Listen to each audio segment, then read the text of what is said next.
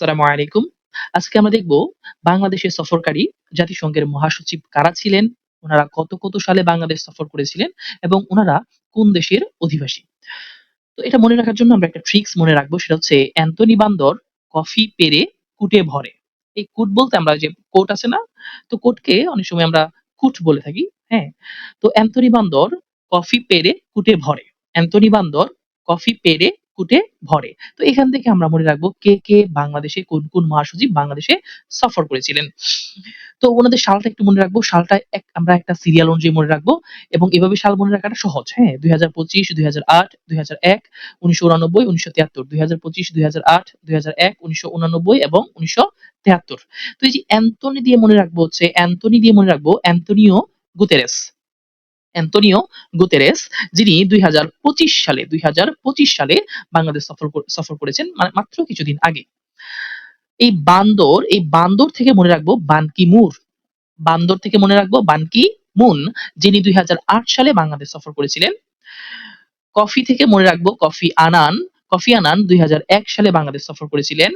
পেরে থেকে পেরেজ দা কুয়েলার, যিনি ১৯৮৯ সালে বাংলাদেশ সফর করেছিলেন। পেরে থেকে মনে রাখবো হচ্ছে পেরেজ দা কুয়েলার।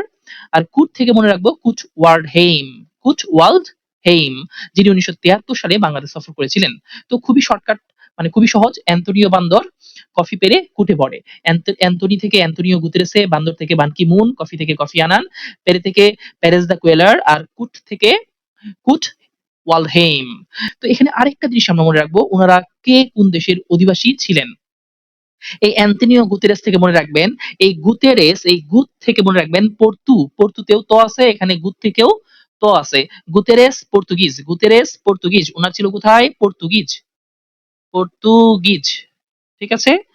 আচ্ছা। আর বান কি মুন থেকে মনে রাখবেন, মুন মানে চাঁদ। আমরা আমাদের মেয়েরা সাধারণত দক্ষিণ কোরিয়ার ছেলেদেরকে চাঁদের মতো দেখে, তাদের জন্য পাগল থাকে। তো এই মুন থেকে মনে রাখবেন দক্ষিণ কোরিয়া।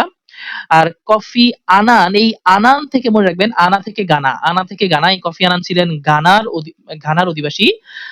আর পেরেজ দা কুয়েলার পেরে থেকে মনে রাখবেন পেরু। উনার উনার জন্মস্থান হচ্ছে পেরু।